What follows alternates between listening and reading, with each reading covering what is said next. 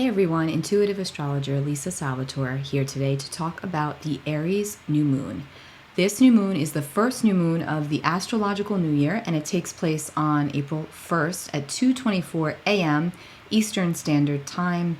And this is the first new moon of the year, of the astrological new year. So it's definitely one that you're going to want to work with to plan some intentions, to set your course, to blaze your trail, which is one of the archetypes of Aries, the trailblazer, the pioneer, the independent one that doesn't wait for anybody, that lights its own path. And I'm going to go into, in this video, I'm going to pull up the chart and show you the astrology surrounding this new moon.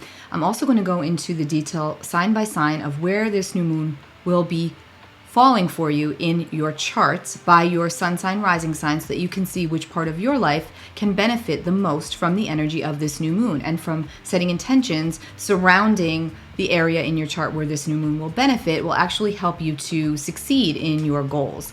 So again, even if you've never done a new moon ritual before, I highly suggest you start now. There's power to the moon cycles. And like I said, the new moon is the very beginning, and Aries is the very beginning. So overall, this is an energy of really fresh, new energy, new beginnings. New moon rituals can be as simple as lighting a candle, lowering the lights, putting on some zened out music, relaxing, and just journaling. Set some intentions. Say them as if they're already yours. Like, I have this, or I will do this, instead of I would like this. No, you need to be more affirmative about it. I will have, I will receive, this will happen. That's how you want to set your intentions, especially under this Aries new moon. So while this new moon is potent for everybody, it's going to be particularly potent if you have anything in your chart at around 11 degrees of Aries. It's definitely going to be very potent for the fire signs, Aries, Leo, Sagittarius, and especially if you've got anything between the degrees of 9 and 14 of any of the fire signs, any of your major points and placements, you're going to really be feeling and benefiting from this new moon energy. But again, everyone will be. Now remember, the shadow side to Aries is we're dealing with cardinal fire, which means too much energy sometimes. This is a very fast-paced energy. It's charged, okay? The momentum is picking up, and sometimes we can be impulsive under this energy. So we want to watch out for that, because obviously when we're too impulsive or too hasty, things can go awry very quickly. So we do want to be mindful of that, yes, there's a tremendous amount of energy available to us right now, but it also can spin us out of control quite quickly. But still, all in all, I do feel that this is a great new moon to work with, regardless of what else is going on surrounding it, which we will get into. So this new moon takes place at 11 degrees and 30 minutes of Aries. Let's just pull up this chart. Okay, so the new moon takes place April 1st, 2022, 2:24 a.m. Eastern Standard Time in the sign of Aries. Now, you see the new moon right here, because we have a new moon when the sun and the moon are conjunct each other in the sky, which means they're both in the same sign, they're at the exact same degree, they're meeting up. That's when we have our new moon. So here we've got this new moon in Aries, and we can see it is tightly conjunct to Chiron and also to Mercury in Aries. Now, on the positive side, Mercury in Aries gives us tremendous mental clarity. It makes us very clear on what it is that we want to do and where we want to go and what we need to do to get it. And we're not shy about communicating our needs, wants, desires, and plans. Shadow energy to that, we're dealing with Chiron. And so Chiron positively can absolutely give us a glimpse into what is holding us back and what wounds, what storylines, where are we staying victimized. That's what Chiron can do for us. And that can actually help propel us forward further with this Aries energy. But in some way, it can also hold us back and keep us victimized and keep us stuck in an old narrative. So it's almost like this wound that just won't quit with Chiron. And so around the new moon, it could be coming up, but it's important to remember that it's Aries energy, and we have the power and the energy to transcend beyond what these wounds are, what these perceived shortcomings are, where we feel inadequate, and why. And then we can use that Aries energy to say, you know what? I've got it together, and I know what I need to do to drop this victimizing baggage, whether it's real or perceived, doesn't matter. Bottom line is, we want to move forward into this next time frame with more awareness and less emotional insecurity. Now, Aries is initiator energy, and Chiron can also speak to literal medicine, not only like soul medicine, but also physical medicine. So we may just see some new things coming up around surrounding medicine in the US, and everywhere actually. We may just see new things popping up around surrounding healing, how we can heal together as a collective. More on the physical level, this is. Now, Eris is over here. It's still in Aries and very much still squaring Pluto and Capricorn over here at 28 degrees. So there's still this element of contentious energy that is very present. And now with all this Aries, that could amplify. So again, we want to watch our surroundings at all times and not take it for granted that things seem to be, gaining traction, forward momentum, positivity, possibility. Yes, that's all fine and well, but we must still remember that there is this heat to the overall collective energy. It's really important to find your Zen, like I've been saying for months, to find those spaces where you can go and maintain a quiet solitude for a short period of time, so that if you do find yourself spinning out or wigging out or being hit with overwhelming energy coming into your body, because that is happening right now as we're shifting as the collective and there's this mass awakening that's taking place, the energy can be overwhelming to the physical body. And so ringing of the ears, digestive disturbances, headaches, stomach aches, all a part of this overwhelming incoming energy. And so because we're also dealing with Aries, it can be very, very fast paced. So we want to remember to do those things to find our Zen. Jupiter and Neptune are still getting closer and closer into an exact conjunction, which will occur on April 12th in the sign of Pisces. But we can see they're very, very close. They're getting closer and closer. Look, we've got Jupiter here at 21 and Neptune's at 23. So, very, very close. It's going to hit exact quick, soon. So we want to watch that, because that can amplify all the really good things, can also amplify the stuff that drowns us. So we want to watch out for that and find our Zen. Very, very important. If you don't meditate, now's probably a good time to start. Positively, this energy is great for creative work. We've got asteroid goddess Vesta over here at 10 degrees of Aquarius. And Vesta is sextiling this new moon, okay? So what does Vesta represent? Vesta represents our home, our hearth. It's what we are passionate about. It's what we burn for. It's what our purpose is. And so when we're dealing with Aries, Aries is all about let me move toward my purpose. Let me do something with purpose. Let me move with purpose. And so Vesta says, what do you burn for? What are you most passionate about? And this is a harmonizing energy. So you're likely going to be able to take initiative towards what it is that you want when you're being more rational and not as impulsive about it. So this bodes very well with this new moon. Also, Mars over here at 19 degrees of Aquarius is in a sweet aspect, kind of negligible, but I do want to bring it up because Mars is doing some other funky things. But Mars is actually sextiling Pallas Athene over here at 17 degrees of Aries. And Pallas Athene is all about fighting, but while putting our sword down. So she knows how to fight with force when she needs to, but she usually doesn't do it with force. She tries not to do it with force unless she absolutely has to. And, Mars is a fighter, right? Mars in Aquarius might butt up against that Pallas and kind of force this friction amongst us.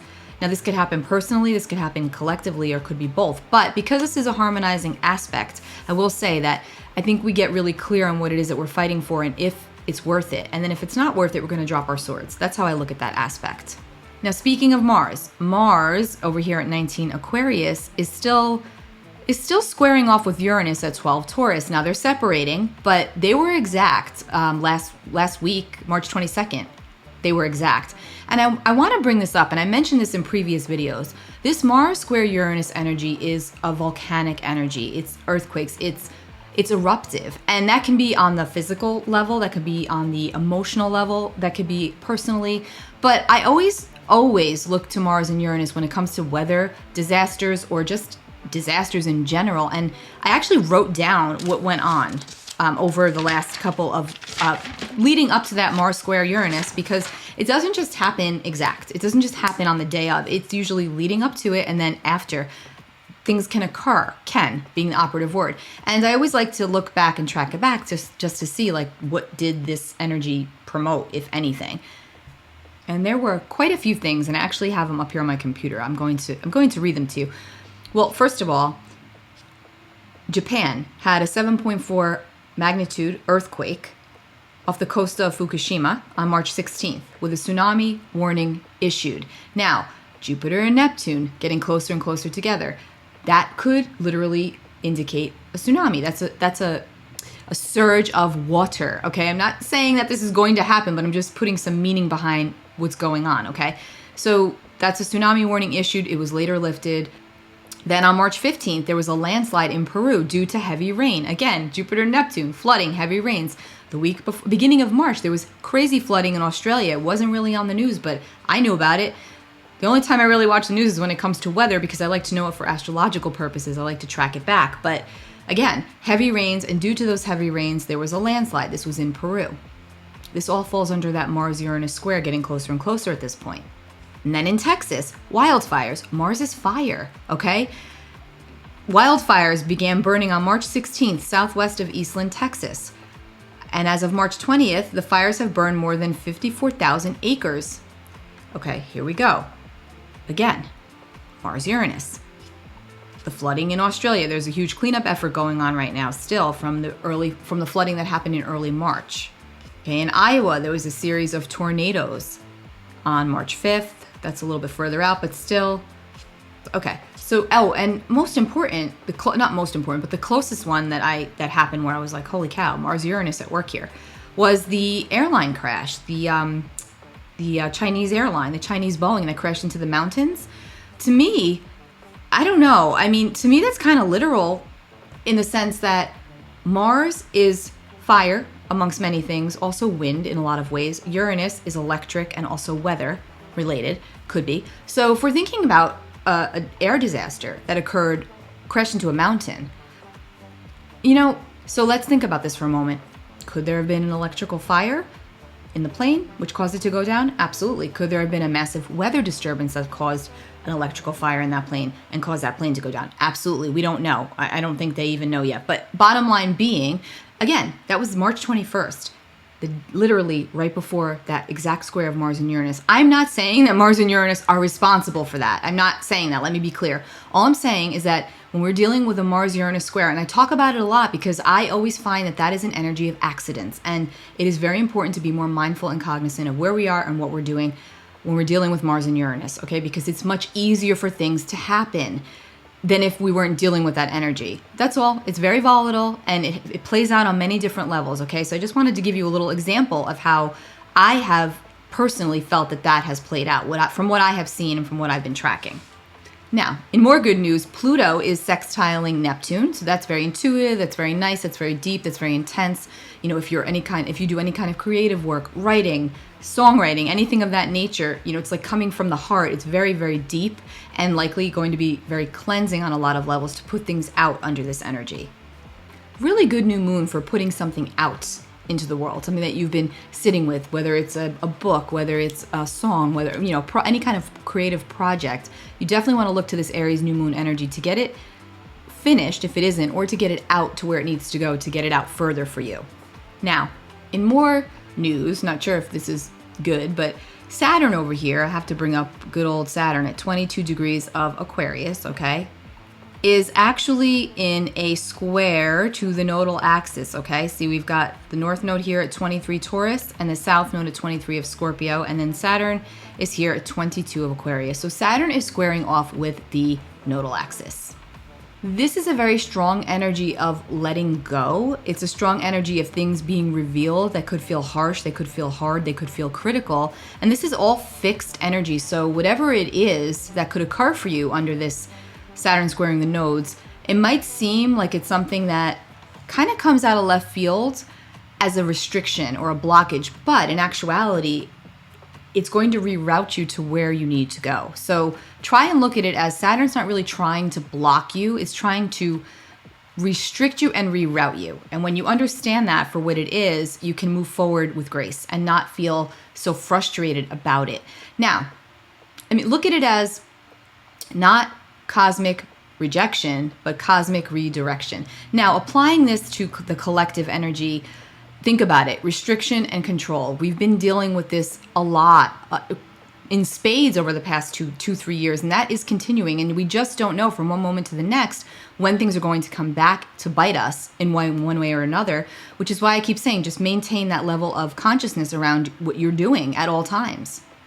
Now, while still under this Mars-Uranus energy, people are more eruptive, more explosive, especially when it comes to their rights and their freedoms. So again, something could come up under this energy. It is Aries that we're dealing with, and we know what is going on out in the world. So there is this intensity that is still very present on the collective level. But on the personal level, this Saturn squaring off with the nose can bring in some greater self-control, and that could be a positive thing. So I'm not going to look at that as negative. I'm going to look at that as if something does crop up that shows you where you can't go forward, just know that it's for your own good, and you will be rerouted and let go with grace. Okay, now, because this energy is surrounding this new moon and it's not long thereafter, I have to mention that when we get to April 4th, April 5th, Mars is then going to square the nodal axis. And that can definitely feel more antagonistic than the Saturn energy can. But even furthering that is that Mars and Saturn are going to meet up by conjunction in Aquarius for the 4th, 5th. And when Mars and Saturn meet up, it's not fun. It usually shows us where we still can't get ahead, okay? There's definitely an energy of, you're in the car and you jam on the brakes, you just can't go further. There's a big brick wall and you can't do it. That's Mars and Saturn, and it can feel very, very frustrating. It's just like you keep hitting walls. It also is an energy that can incite fear in people, fear in us for whatever the reason. Now, if you think back to the Mars-Saturn conjunction that we had in Capricorn back in 2020, that conjunction coincided with the beginning of the lockdowns. So, not saying that's going to happen again, but there is this energy around this time with all the good that we've got going on and available to us personally, the personal energy, the willpower, and the strength. There's also a lot going on outside of us. And so that's why I keep bringing up, be very careful and mindful and deliberate in your actions, and just make sure that you're not being too impulsive and that you're not taking things for granted, and that you are still being mindful of everything and everyone, that everything you're doing and everyone in your life, besides not just yourself, but those around you. Because things are not straight yet. They're not straight. They're just not right now. We know this. We see this every single day. And it's most important that we can try to keep ourselves in a higher vibration and in a good space. Oh, I did tell you, I was going to tell you where the new moons were going for each sign. So if you are an Aries Sun, Aries rising, this new moon is going to be taking place in your first house. So the first house represents our physical body, our energy, our vitality. It's a very strong and extroverted energy. So this is a wonderful new moon for you, Aries. Fresh start, clean page, clean canvas. Draw whatever you'd love. Use it wisely. Taurus Sun, Taurus rising. This new moon will fall in your 12th house. The 12th house is your behind the scenes life. This is very private, introspective, psychological, intuitive. You could find that a lot of things are haunting you from the past. Things are coming up, cleaning out the cobwebs, cleaning out the closets. You may just find that you really want to be by yourself under this energy. That's okay. Gemini Sun, Gemini rising. This new moon will take place in your 11th house of groups and friendships and associations and online projects. So a lot of energy here for anything you're looking to launch out to a group. A lot of energy here with friendships. So use this new moon energy wisely in those areas. Cancer Sun, Cancer rising. This new moon will take place in your 10th house. The 10th house is a very public place in the chart. It's your career, it's your public image, it's your reputation. So use this new moon energy to, if you're looking for a new job, for example, this is a great new moon to put your feelers out and see what's going on and to manifest the position of your desire. It's also a good time to be seen out in the world and to do some work and energy out with others, okay? To be visible. Leo Sun, Leo rising. This new moon will take place in your 9th house of higher ideals and philosophy and, travel and expansion. And so if you can't travel for whatever the reason, plan your next trip. This is a great new moon to do so. Learn a new language, go back to school, whatever it is. This is a great new moon energy for that, for higher learning, higher education. Virgo Sun, Virgo rising. This new moon will grace your 8th house. The 8th house is a very deep and psychological water house. It talks about sex, it talks about death, it talks about rebirth, it talks about all the deep stuff we don't like to talk about. So any kind of secretive work that you're doing, this is a really good new moon energy for that. Joint finances, financial endeavors, risky speculative stuff, all falls under this energy for you, Virgo. So use this new moon energy there. Libra Sun, Libra rising. This new moon falls in your 7th house which is your natural home and the house of the other. So this is all about your partnerships, Libra, all about your relationships of all kinds. So use this fresh new moon energy to inject new life into all of your relationships, most importantly, relationship to self. Because Aries is your opposite sign, and Aries is all about the self, where Libra is all about the other. So we definitely want to integrate this energy, and this is a very powerful new moon for Libra as well. I forgot to mention that earlier, as the opposite sign of Aries. Scorpio Sun, Scorpio rising. This new moon takes place in your 6th house of health and daily routines and habits. So this is a really good new moon for a new routine, a new fitness regime, new diet, whatever it is, anything that can help cleanse your body, keep you holistic, keep you healthy. Also for work, if you have new goals for your work, your day-to-day, your vocation, what you do on the day-to-day, great new moon for injecting fresh energy there. Sagittarius, this new moon will fall in your 5th house of pleasure and play and romance and children and creative projects. So this is a really nice new moon for you, Sag. Again, do what you got to do and have some fun. I don't think that's too hard for Sagittarius. This is a wonderful new moon for you. Capricorn Sun, Capricorn rising. This new moon falls in your 4th house of home and your private world, your private life. Now, normally Capricorn is really goal driven, really big on climbing, right? Climbing the ladder. But you might find that this new moon has you wanting to play house, nest a little bit more. Go with it and use this new moon energy for home improvements or spending more time with your loved ones, being much more introverted and introspective.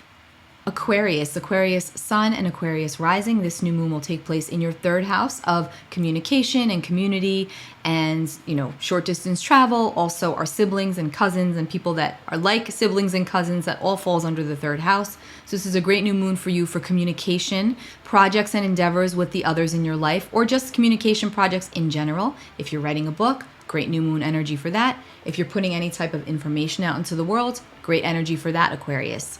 And then Pisces Sun, Pisces rising. This new moon will take place in your 2nd house of money and self-worth, what we value, what we like. So again, really nice new moon to manifest your desires to your heart's desire. And we're coming out of your season, so you're still probably feeling the love bubble, all the love from Pisces. So use this manifestation energy wisely. Now let's get a tarot card for this new moon.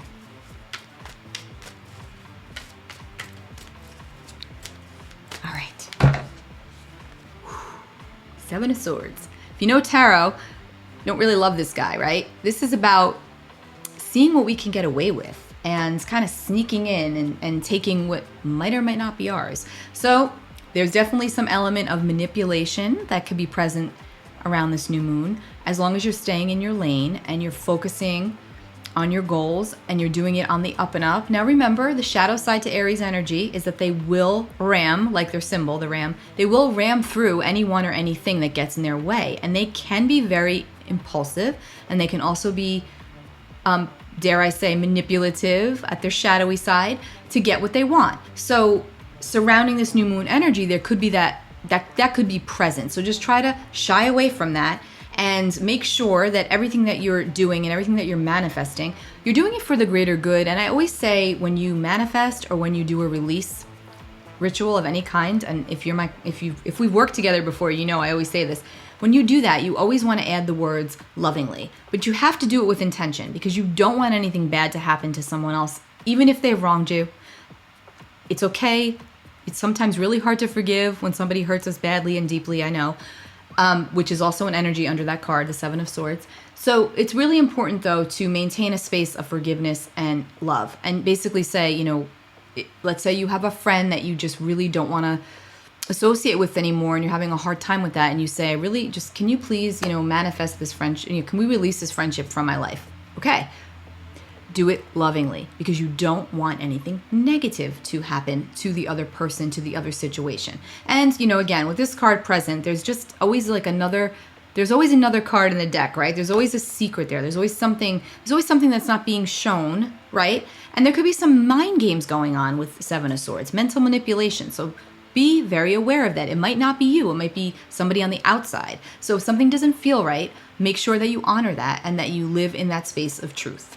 Take really good care of yourselves. Happy new moon. Happy manifesting. First new moon of the year. Make sure you use it wisely. Take care, guys. Bye.